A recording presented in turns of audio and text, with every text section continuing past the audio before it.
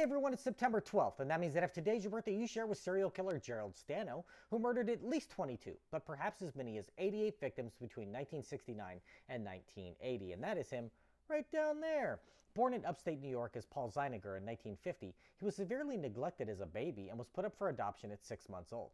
He was effectively feral at this point, even eating his own feces to stave off starvation. Along with his 4 siblings, he was adopted by a nurse named Norma Stano and had his name changed to Gerald Stano.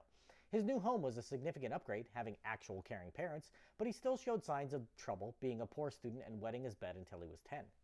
A bully in school, Stano was known for telling lies and once stole money from his father's wallet to bribe the track team to let him win a race. He was shipped off to live with his grandparents in Florida, who sent him to military school, and spent time living in Pennsylvania as a teen when his parents moved there. He was arrested when he was 14 for pulling a fire alarm and again for throwing rocks at cars, and failed so many classes that he didn't graduate high school until he was 21.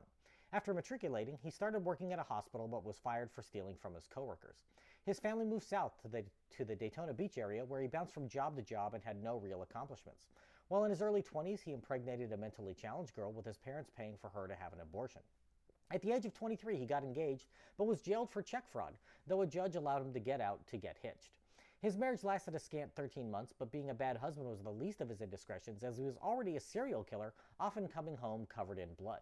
Stano wasn't arrested for a violent crime until 1980, when a woman fled a hotel room where she had been stabbed and bashed in the head with a bottle. She was able to identify Stano as her attacker, at which point he was arrested and questioned. Investigators suspected he may have been involved in the disappearance of another young woman 2 months prior, and he eventually confessed and led the authorities to her body. They began to look into more cases and realized he had been killing women for years, with at least 22 victims, though likely many more. Nearly all of his victims were young white women in their late teens or early 20s, often involved in sex work, which made them easy to pick up. He would strangle and stab his victims before dumping their bodies in vacant lots and state parks across the region. Stano confessed to having begun killing when he was just 18, claiming his first victim in New Jersey, followed by 8 more in Pennsylvania. When he moved south, he began to terrorize women in Florida, and eventually confessed to 88 murders, of which 22 were later confirmed, and 40 show some evidence to back up his claims, with the rest considered likely victims.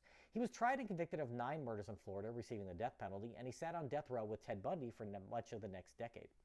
In 1998, after a last meal of a Delmonico steak, baked potato with sour cream and bacon bits, salad with blue cheese dressing, lima beans, mint chip ice cream, and Pepsi, Stano was walked to the electric chair, where he proclaimed his innocence before being executed. That's why I drink Coke Zero, because the zero comes from the number of serial killers who've requested it for their last meal.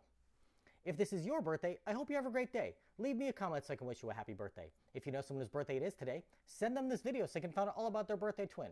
And to Gerald Stano, I say, happy birthday, you bastard.